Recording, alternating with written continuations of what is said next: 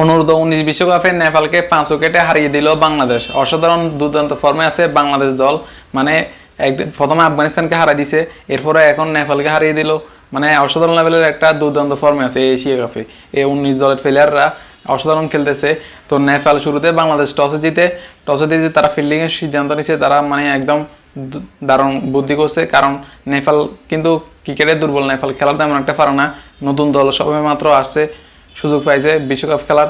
গতবার জাতীয় দলের প্লেয়াররা বিশ্বকাপ খেললো, তো এরপর টি-20 বিশ্বকাপ খেললো। এরপরে এখন এই 19 দলের প্লেয়াররা খেলতেছে এশিয়া কাপে। তো তারা খেলা তো পারবে না, তো তারা ব্যাটিংয়ে নেমে এত বাজে অবস্থা, তাদের বেহাল দশা। আর বাংলাদেশের বোলাররা যে পরিমাণ ভালো বোলিং করতেছে, একের পর এক ফাস্ট বোলার, স্পিনার, মানে দুর্দান্ত লেভেলের বোলিং করলো বাংলাদেশি প্লেয়াররা। তো সব কিছু করে মানে 141 রান মাত্র ওডিআই ম্যাচে, টি-20তে যেখানে 160-70 নিয়ে নেয়, সেখানে নেপাল করলো 141 রান। মানে 141 রান টার্গেট দিচ্ছে বাংলাদেশকে। বাংলাদেশ সেই রান তো বাংলাদেশের জন্য কোনো ব্যাপারই না। যে অথচ এর আগে আফগানিস্তানকে হারা দিয়েছে, শক্তিশালী আফগানিস্তানকে হারা দিয়েছে বাংলাদেশ। তো এটা তো কোনো ব্যাপারই না। এই ম্যাচটা জিতে বাংলাদেশের জন্য একদম ইজি ছিল, ইজি। তো এই ম্যাচটা আস্তে করে বাংলাদেশ জিতে গেল। আর বাংলাদেশের জাওয়াত আকবর 59 রানের একটা ইনিংস খেলছে। এরপরে কালাম আলী, সে গোল্ডেন ডাক বেশি খেলতে পারে নাই। তারপরে যা হচ্ছে আজিজুল হাকিম তামিম 52 রানের একটা ইনিংস খেলছে। দুজনের হাফ সেঞ্চুরি হয়েছে। তো অসাধারণ লেভেলে খেলা খেলছে। এর আগে তো একটা সেঞ্চুরিও দেখছি আফগানিস্তান সিরিজে, আফগানিস্তান ম্যাচে। তো কথা হচ্ছে বাংলাদেশ দুর্দান্ত ফর্মে আছে। মানে যেটা জাতীয় দলের প্লেয়াররা করতে পারতেছে না, সেটা এখন আন্ডার-19 প্লেয়াররা দেখাই দিবে মনে হচ্ছে। যেভাবে তারা খেলতেছে, আগামী মিশন হচ্ছে এবার ইন্ডিয়াকে হারা দিবে আশা করি।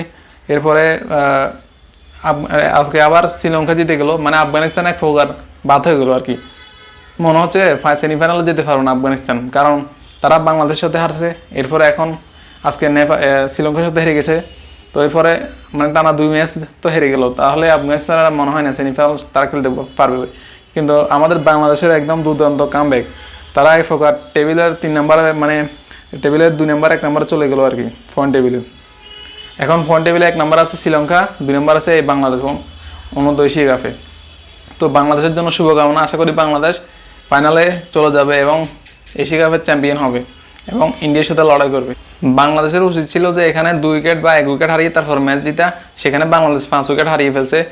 তবে ভালো খেলছে, রান কম, তো এই কারণে তারা ঠেকায় টেস্ট খেলতে আমার কোন দিক দিয়ে 5 উইকেটে শেষ তাদের। তো পরের ম্যাচ শ্রীলঙ্কার সাথে বাংলাদেশের খেলা হবে। শ্রীলঙ্কাকে আশা করি হারা দিবে। শ্রীলঙ্কাও বাংলাদেশের সাথে পারবে না। বাংলাদেশের জন্য শুভকামনা। বাংলাদেশ এই এশিয়া কাপটা আসলে আশা করি দেশে আনবে, চ্যাম্পিয়ন হবে।